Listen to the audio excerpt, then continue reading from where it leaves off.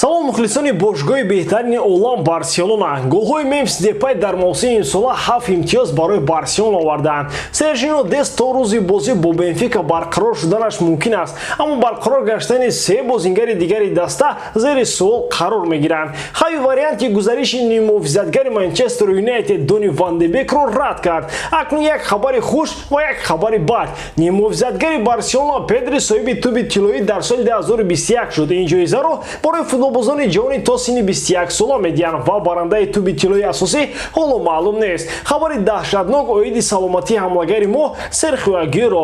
Собиқ ҳамдастаи Агуэро дар Манчестер Сити Самир Насрӣ иброз намудааст ки бадбахтона Агуэро аниқ карерашро хотима мебахшад, вале хави бо витса-президенти Барселона ин гуфтаҳоро дурӯғ мешуморанд. Ҳама ин хабарҳо дар барномаи имрӯза.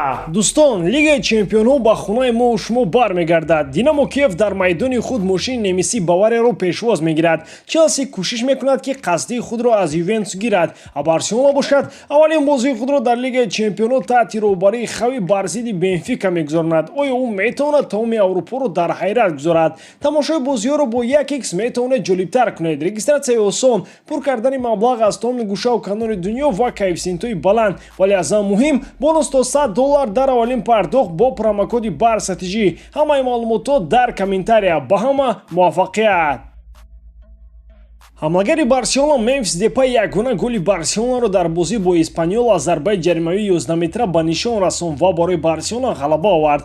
Ин голи ҳафтуми Депай дар мавсими имсолаи мусобиқоти Ла Лига буд ва ба шарофати голҳои задаи ӯ Барселона соҳиби 7 имтиёз гашта ки дар якҷоягӣ бо ҳамлагари Реал Сосидад Микел Ойярсабал ин беҳтарин нишондод дар Ла Лига дар байни нишонзанҳо маҳсуб мешавад. Аҳсан ба Мемфис Депай, аммо бадбахтона айни ҳол мо дигар ягон футболбози зарбазану голзан надорем. Ҳамаи умед дар Фати Депай ва Дембеле аст ки умедворим ҳарчи зудтар бармегарданд. Дар байни бозингарон умуман якдигарфаҳмӣ дар майдон вуҷуд надорад ва бозии баъди муҳофизатгарон ба дарвозабон Тер Штеген таъсири манфӣ расонида қариб тамоми ҳамлаҳои рақибон бо зарба ҷониби дарвоза анҷом меёбанд. Агар мо хатти муҳофизаро пурқувват насозем, як-ду голе ки Барселона дар бозиҳо ба зур мезанад ягон фоидаи надорад. мувофиқи хабари нашрияи марка муҳофизатгари канори рости Барселона Сержино Дест тамринҳоро бо ҳайати асосии даста шурӯъ намудааст ва бояд ки то бозӣ бо Бенфика дар марҳилаи гурӯҳии Лигаи Чемпионҳо пурра барқарор гардад. Аммо барқарор гардидани се бозингари дигар Серхио Бускес, Оскар Мингеса ва Нико Гонсалес зери суол қарор доранд ва маълум нест ки кай онҳо пурра барқарор мегарданд. Хотиррасон менамоянд ки бозии Барселона бо Бенфика рӯзи 23 ноябр баргузор мегардад. бозии муҳимтарини мо дар Лигаи Чемпионҳо ва боз бозингарони нозуки ҷароҳатбардоштаи мо иштирок карда наметавонанд. Агар Оскар Мингеса ва Сержино Дест барқарор шуда натавонанд, канори рости моро ҳамлагари Бенфика Дарвин Нюнес аждаҳор барин фурӯ мебарад ва илова бар ин нимувизатгарони марказии онҳо низ пурқувватанд ва ба мо ҳатман бозингари таҷрибадор дар маркази майдон лозим мешавад. Акнун то рӯзи бозӣ хабарҳоро интизор мешавем. Гузариши нимувизатгари Манчестер Юнайтед Дони Ван де Бек ба Барселона зери шубҳа қарор гирифт. Барселона кайҳо бозиро назорат мекард ва ба наздикӣ бо Ван де Бек ба алоқа баромада пешниҳоди гузариш ба Барселонаро кардан ва ӯ гуфт ки барои Юнайтедро тарк кардан зид нест, зеро мавқеаш дар даста ба ӯ писанд нест. Ба хави хабар доданд ки Ван де Бек омодааст ба Барселона гузарад, аммо хави ин вариантро рад карда гуфтааст ки ниёз ба нимувизатгари навбатӣ надорад ва ҳамин нимувизатгарони мавҷуд буда кофӣ ҳастанд.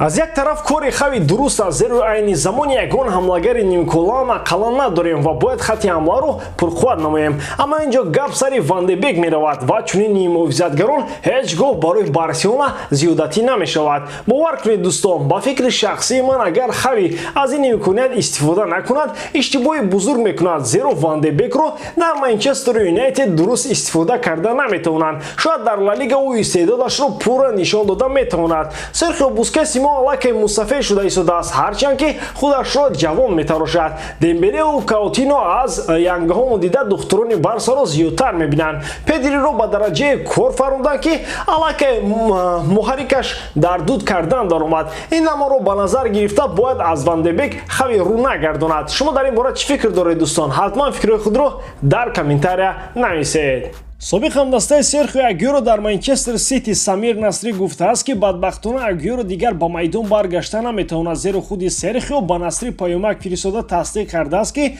дигар карерашро идома дода наметавонад. Аммо сармураббии Барселона хави ин гуфтаҳоро рад карда мегӯяд ки рӯзҳои охир бо ӯ суҳбат карда буд ва ин гуфтаҳо асос надоранд. Витсе-президенти Барселона Рафаэл Лусте низ гуфтааст ки хабари аз футбол маҳрум шудани Агуэро дурӯғ аст, зеро ӯ бояд 3 моҳ муолиҷа шавад ва танҳо баъди 3 моҳ маълум мегардад ки ӯ карерашро идома медиҳад ё ин ки не. бечора Агуэро орзуи дар Барселона бо Месси бозӣ карданро дошт, вале бадбахтона на бо Месси бозӣ карда тавонист ва на дар Барселона бозӣ мекунад. Аз як тараф умедворем ки ин хабарҳо дурӯғанд ва голҳои сершумори Агуэроро дар Барселонаи бузург хоҳем дид, аммо аз дигар тараф дил на он узви бадани инсон аст ки бо вай риск карда тавонӣ. Инҷо гап на танҳо сари карераи футболбоз, балки ҳаёти ояндаи инсон низ меравад. Ба ҳар ҳол то охирон фурсат хабари расмии Агуэро ё ки Барселонаро интизор мешавем. ба ҳамин тавон дӯстон, боварӣ дорам ки эҷодкории ман ба шумо писанд меояд. дар ҳамон ҳолат Барселонаро дӯст доред ва канали Барса Тиҷиро дастгирӣ кунед. дастгирии шумо пешравии мо. Бо шумо буд мисли ҳар вақта Муҳаммад Гаиров. Хай дар паноҳи Аллоҳ.